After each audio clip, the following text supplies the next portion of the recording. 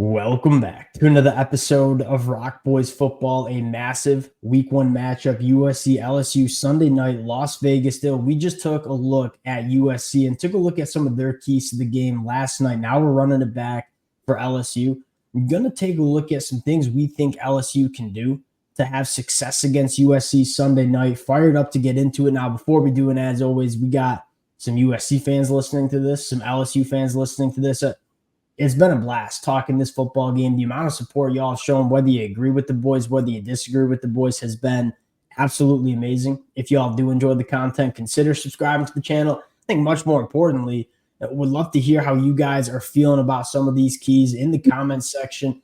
And without further ado, let's get into this one. I want to start with a big conversation we had last night for USC. And that is LSU making this USC defense pick their poison. And what I mean by that is, last night when we talked about USC having success on defense, a large part of our conversation had to do with USC potentially walking some bodies into the box to stop this LSU ground game, right? Will Campbell just gave us the game plan. We are coming to Las Vegas for a fist fight, and we're going to run the football.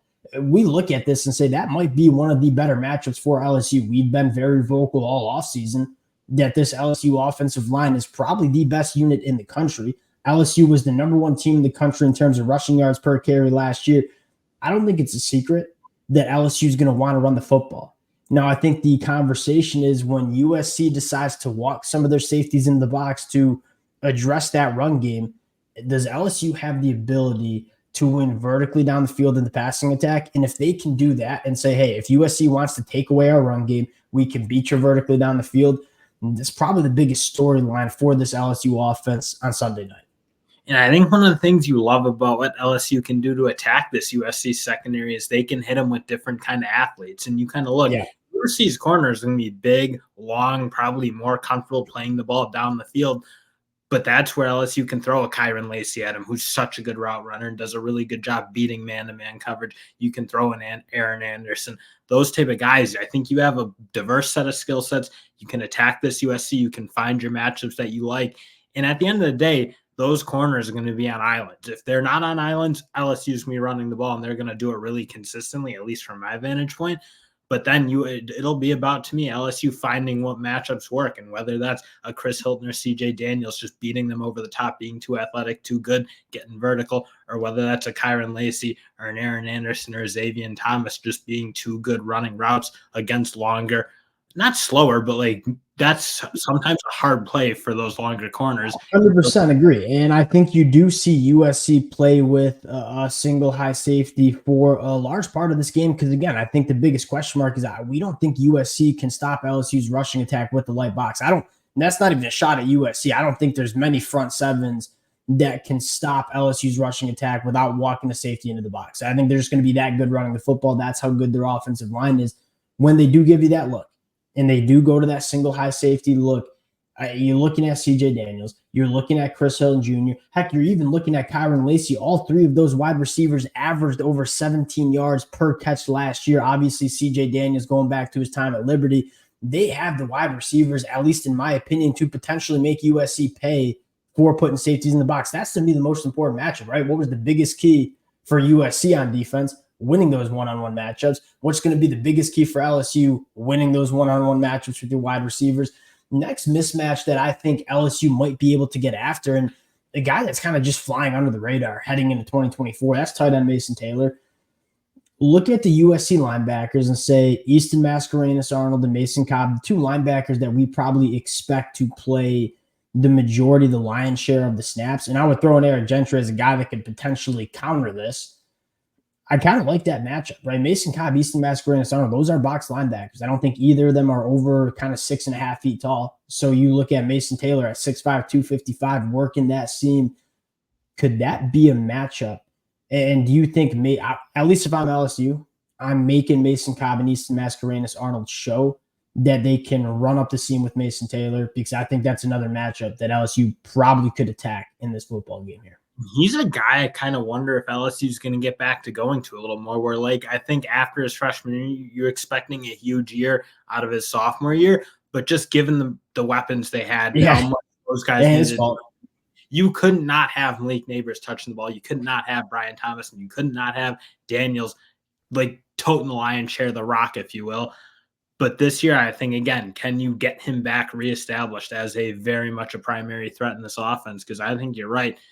I think he does kind of help space this field out a little more and just provide a little bit more, especially, again, when you don't have Daniels in his running ability. I think he does give you another weapon that'll pay off. And everything you're reading out of LSU's fall camp, they're going to be running a lot of 12 personnel. Like, they want to lean into the physical. I think LSU is just looking at this offense and saying, hey, where do we have a ton of confidence? It's the line of scrimmage. So we're going to run some 12 personnel. We're going to look to establish that run game. And I think you got some other tight ends that I think can be interesting as well. And that kind of segues us into our next key to this football game. And it is probably the second biggest key for both of these teams executing in the red zone, right? We're pretty confident that both of these offenses are going to move the football between the 20s. I think part of whoever wins this football game is when you do get inside the 20, are you scoring touchdowns, not field goals? Because field goals will not you win this football game in Las Vegas Sunday night. I think what's fascinating for LSU is they have some guys. We just talked about Mason Taylor, certainly a guy that can operate in the red zone. Let's take a look at why the tight end 2 transferred halfway through fall camp for LSU. Because a true freshman, Trey'Dez Green, who is just about as freaky of a tight end as I've seen probably since Darnell Washington at Georgia coming out of high school. Trey'Dez Green is 6'7". He's 250 pounds. I believe he's also going to play basketball. Was the best power forward in the state of Louisiana out of high school last year on the basketball court. When you get into the red zone and those throwing windows get a little bit small, can Trey'Dez Green as a true freshman be one of those difference makers that can go up and make a play and let you score touchdowns in the red zone? Probably the second biggest key to this football game here. I mean, that's probably going to be such a huge one for both teams because I think both offenses can move it a little bit. And then it will be, if you're kicking field goals in this game, I think that's going to be a huge problem. I'm not sure there will be a zillion possessions. So again, when you're in the red zone, got to make it count. And that probably leaving off Kamari and Pimpton, who apparently is also got like 3 really interesting tight ends who, again, Mason Taylor certainly still the guy in that room, just his all-around game, the ability to block, the ability to catch, the ability to run routes. But then those other 2, they're really kind of interesting mismatch weapons that should be really effective down in the red zone. Now, let's go over to the defense because I think these are the 2 bigger question marks. Obviously, both of these programs are overhauling their defense completely. Blake Baker coming in for LSU. I think the most important aspect for LSU on defense is tackling in space, because I look at this USC offense and say it's going to look a little different than it did with Caleb Williams the last 2 years, right? Caleb Williams, you were pushing the ball down the field, kind of letting him play a little hero ball because he was that good at quarterback. And look, I'm a big fan of Miller Moss. I know the USC fans, there's a lot of quiet, not even quiet. It's loud confidence that Miller Moss is going to be the guy for USC in 2024. It's going to look different, though, right? Miller Moss is one of those quarterbacks that's going to come into this Lincoln Riley offense. He's going to operate it kind of like a technician. Like, ball's going to come out quick, on time, accurately, 2-year playmakers in space. You look at USC, they had over 2,200 yards after the catch last year. You look at LSU, they almost gave up 1,700 yards after the catch in that secondary. Kind of a combination of bad angles, young cornerbacks that weren't able to tackle in space. You're going to need to tackle in space because you look at not only Miller Moss being that kind of quarterback that's quick with the football, getting it to playmakers in space. You also have guys like Zachariah Branch that when they have the football in space, they can change the game fundamentally on one play. You got to take your angles right. You got to tackle in space. And if you can do that, I think you give yourself a really good chance at getting off the field on defense for LSU. And I'll be looking for them just to control the space of the field a little bit better than last year, where a lot of it did feel like they were very comfortable with the ball getting dumped off. And the closest guy to that dump off kind of man would be 10 yards away. And that's a really hard position, I think, to put your corners and your safeties in consistently, especially when you're on the field with really good athletes like you see in the SEC and you'll see with this USC team. So again, watching how Blake Baker will operate this differently, hopefully play it a little bit more aggressive, believe in what you're doing with your players. I think that'll be a key because obviously, like, yes, you want to see them tackle in space, but I think there's an element of getting this coaching staff to put guys in a better position to make this 100%. I think I put it some on the players 100%. Denver Harris missed 40% of his tackles last year. Again, he didn't play that much, but that kind of shows you how much they struggled in the back end. But you're absolutely right. I mean, guys just having too much space to operate because this LSU defense was so passive. That was 100% a problem too. You know, Blake Baker is going to challenge offenses a little bit more. think that goes into our next key, and that is got to get home on blitzes, right? We know Blake Baker's going to bring pressure. That's just what he does. You go back to Missouri, you watch the film.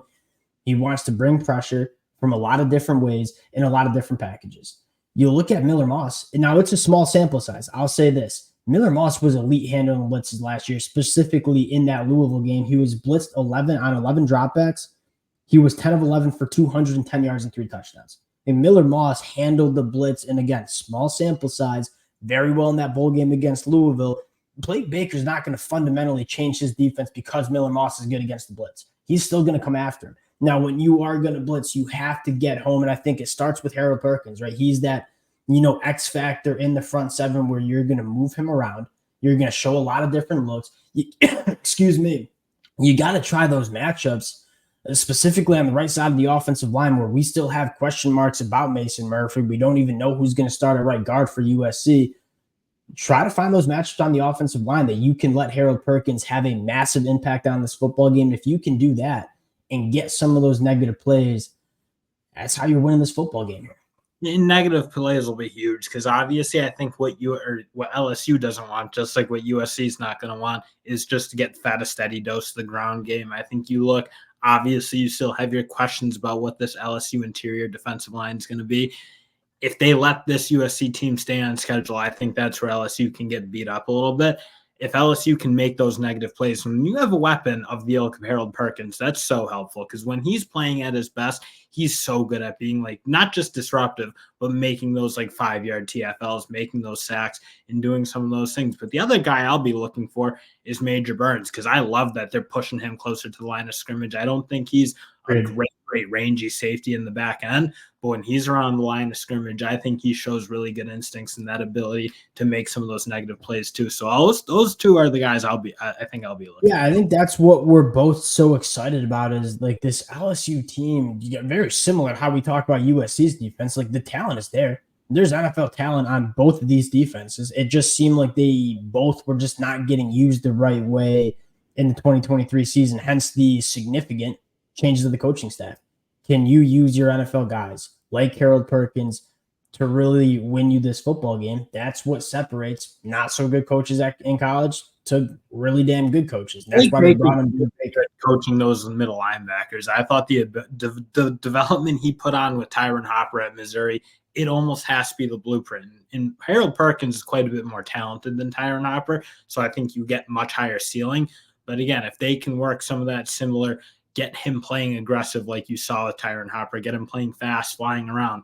If that's how Harold Perkins looks, I think that's probably the quickest change this USC defense can make because they just need to get everything out of him because he's most. It's how college football works. You got to lean on your stars, and they just didn't lean on their stars enough for LSU last year. Dill, we'll close it out there. Going to be a lot of fireworks. I think Las Vegas Sunday night. The boys are going to be watching. We're going to break down the game after the game finishes, I should say. We'll close it out there. Again, appreciate you guys rocking with it. If y'all do enjoy the content, consider subscribing to the channel, and we'll talk to y'all later.